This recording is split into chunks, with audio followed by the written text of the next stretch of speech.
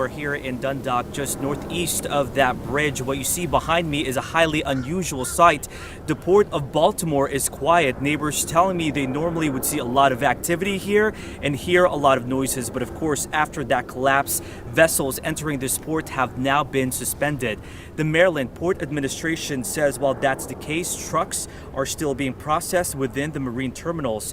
While the investigation is underway, there are concerns about the impact on the economy. One economist from Baltimore tells me the state was already going through a weak economy. The Port of Baltimore is arguably the #1 economic asset in this region, generating nearly $400 million in state and local tax revenue each year, according to the state. But with the port being shut down for now, prices on goods, including cars, could go up.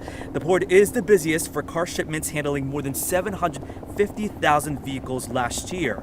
There are also concerns about the impact on the thousands of jobs here.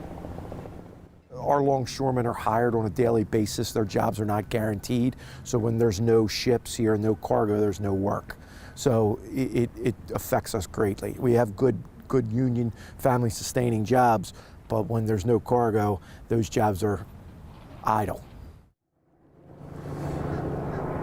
All right, so that was a union leader here in this region who represents about 2,400 members, telling the workers now to just sit and wait, but he is hopeful that the crews here will be able to remove the large pieces of this bridge out of the way to get the ships back up here and running. And I want to show you this video from earlier this afternoon when there were about a dozen cargo ships sitting south of the Chesapeake Bay Bridge.